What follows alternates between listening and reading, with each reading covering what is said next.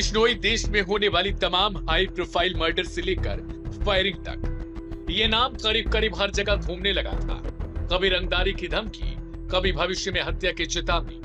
Underworld की दुनिया में यह नाम लगातार सुर्खियों में रहा, लेकिन अब एक ऐसा खुलासा हुआ है जिसने सभी को हैरान करके रख दिया।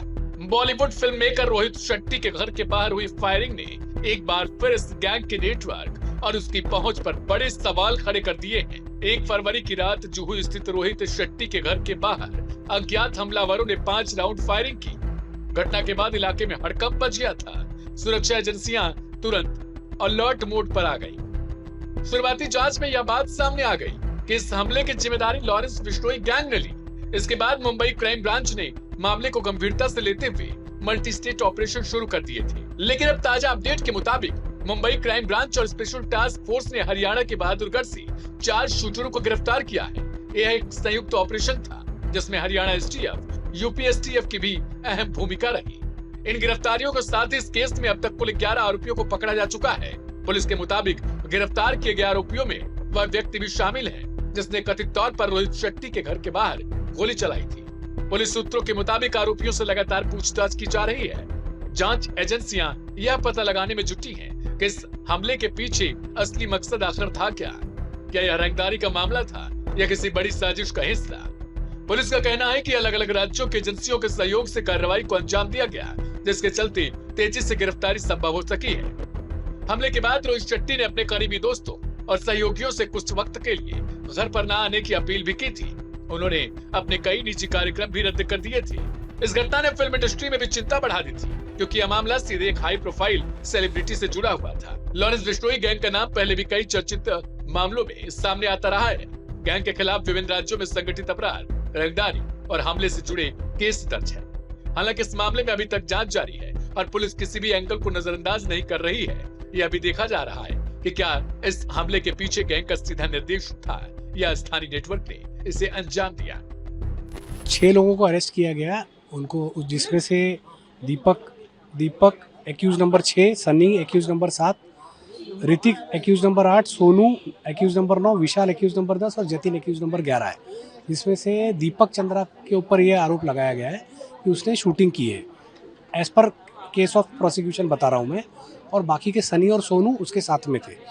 ऋतिक को इसीलिए अरेस्ट किया गया क्योंकि वो हरियाणा में है, वो इनका परिचित था और उसने इनको रुकने दिया। हमारे आर्ग्यूमेंट्स ये थे कोर्ट में कि ऋतिक को इस बारे में कोई भी जानकारी नहीं थी और उसके दोस्त होने के नाते इन्होंने उसको अप्रोच किया और इसीलिए उसने उनको रुकने दिया।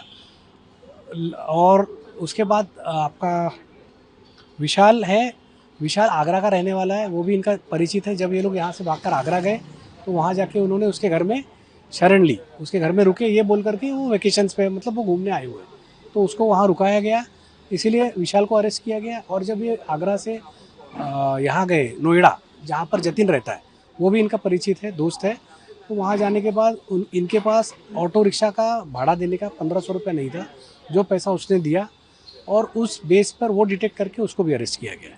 पुलिस ने क्या बताया है कि शूटर कौन था और उसने शूटिंग करने से पहले क्या रेकी भी की थी, किसकी मदद मिली थी? हाँ, पुलिस का ये कहना है कि दीपक चंद्रा मेन शूटर है और दीपक, सनी और सोनू ये तीनों ने आकर के इस जगह पर बार बार रेकी की हुई है। और पुलिस ने क्या कुछ बताया अपने कस्टडी लेने के लिए? उन्हें किन विषयों पर और तस्दीक से जानकारी करना है? हथियार के बारे में क्या जानकारी दी? पुलिस का ये ग्राउंड था कि उनको ये हथियार बरामद करने हैं, ये हथियार इनको कहाँ से मिले उस बारे में इन्वेस्टिगेशन करना है और सबसे मेन उनको ये भी जानना है कि मोटिव क्या था ये सब करने का। ग्राफिक्स के जरिए अदालत में कुछ चीज़ें बताई गई पुलिस की तरफ से, वो क्या था उसे थोड़ा सा ब्रीफ करिए। उस ग्राफिक्स को हमसे शेयर नहीं किया गया, हमसे रिमांड कॉपी भी शेयर नहीं हुई है, मतलब पढ़ने के लिए दी थी हमें स्पेशल पब्लिक प्रोसिक्यूटर ने, लेकिन वो ग्राफिक्स वगैरह हमें नहीं दिया गया। देखिए इस मामले में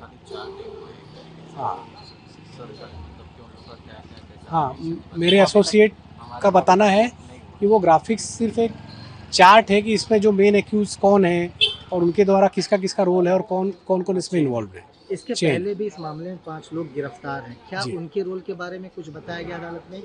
क्या उनसे ये लोग कैसे संपर्क में उसके बारे में बताया गया था? नहीं, पहले जो 5 गिरफ्तार हैं उनकी गिरफ्तारी के बारे में बता करके कोर्ट से ये बोला गया कि उनके इन्वेस्टिगेशन में इन लोगों के नाम बाहर आए हैं और फर्दर इन्वेस्टिगेशन और करना है पुलिस को। कब तक पुलिस कस्टडी दी गई है ये बता। 25 फरवरी। मुंबई पुलिस का कहना है कि गिरफ्तार आरोपियों को शहर लाया जा रहा है और आगे की पूछताछ के बाद और खुलासे संभव है। फिलहाल सुरक्षा एजेंसियां सतर्क हैं और फिल्म इंडस्ट्री से जुड़े अन्य लोगों की सुरक्षा का भी आकलन किया जा रहा है। 1 फरवरी 2026 को movie producer director Rohit Shetty के घर पर फायरिंग हुई थी। इस विषय में जुहू पुलिस स्टेशन में 126/26 एफआईआर रजिस्टर किया गया था। बाद में इस एफआईआर को मुंबई क्राइम ब्रांच के पास इन्वेस्टिगेशन के लिए दिया गया था और इसमें 19/26 इस क्राइम नंबर से री रजिस्टर हुआ था। इसमें आगे की जांच खंडनी विरोधी पथक मुंबई क्राइम ब्रांच कर रही है। शुरुआत में खंडनी विरोधी पथक ने टोटल 5 आरोपी गिरफ्तार किए थे। साथ ही में इस क्राइम में मोका कायदा के सेक्शंस लगाए गए हैं।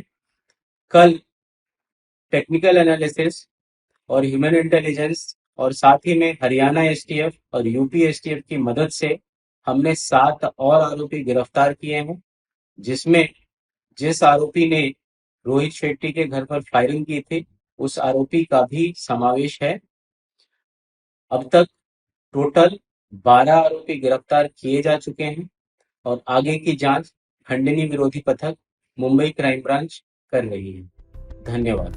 यह मामला सिर्फ एक फायरिंग की घटना नहीं बल्कि संगठित अपराध के उस नेटवर्क की ओर इशारा करता है जिसकी जड़ें अलग अलग राज्यों में फैली हुई हैं। आने वाले दिनों में पुलिस की जांच से यह साफ होगा इस हमले की असली वजह क्या थी और इसके पीछे किस स्तर तक की साजिश रची गई थी। फिलहाल इस केस में कहा जा रहा है कि फायरिंग सिर्फ दहशत फैलाने के इरादे से की गई थी। फिलहाल 11 गिरफ्तारियां भी हो चुकी हैं, लेकिन जांच अभी खत्म नहीं हुई। पुलिस का दावा है साजिश की पूरी परतें जल्द सामने आ जाएगी।